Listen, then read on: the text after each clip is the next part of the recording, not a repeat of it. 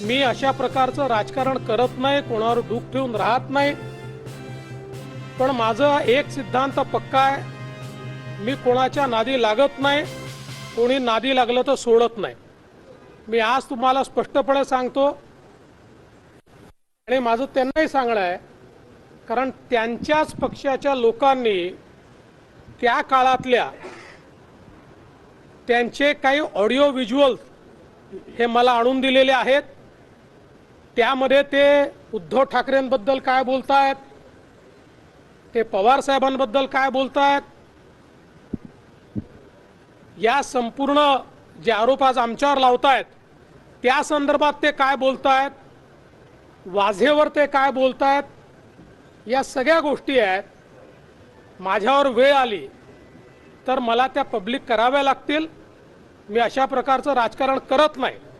पण रोज जर कोणी खोटं बोलून या ठिकाणी नरेटिव्ह सेट करण्याचा प्रयत्न करत असेल तर त्यांनी एवढं लक्षात ठेवावं, देवेंद्र फडणवीस पुराव्याशिवाय कधीच बोलत नाही. पण कधी कधी बजट आया उस पर राहुल गांधी ने कहा कि ठाण्यामध्ये 1.5 महिना पाकिस्तानात जाऊन एक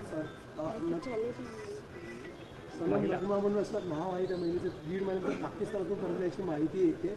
एकंदरीत फसवणूक झालेली दिसून येते. याच्या संदर्भात सुद्धा चौकशी नाही, या संदर्भात अगदी सखोल चौकशी केली जाईल आणि सखोल चौकशी करून त्या संदर्भात योग्य ती कारवाई केली जाईल. सर, तुम्हाला एकंदरीत टार्गेट केलं जातंय का? कधी श्याम मानव, कधी अजून दुसरी नावं, कधी प्रत्येक असं आहे, असं आहे.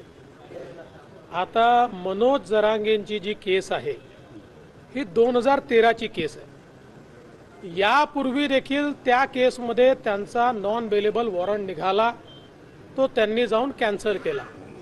कुठल्याही क्रिमिनल केसमध्ये जर तुम्ही तारखेवर हजर राहिला नाहीत तर त्या ठिकाणी नॉन बेलेबल वॉरंट निघतो.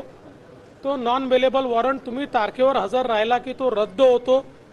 तशाच प्रकारे मागच्या काळातही त्यांचा असा वॉरंट निघाला, तो त्यांनी जाऊन कॅन्सल केला. आता पुन्हा ते तारखेवर गेले नाहीत, त्यामुळे पुन्हा त्यांचा वॉरंट निघाला. त्याच्याशी आमचा कोणाचाही संबंध नाही आहे. ते जर तारखेवर गेले तर जज तो वॉरंट कॅन्सल करतील. आमच्याही बद्दल असे वॉरंट निघाले आहेत यापूर्वी.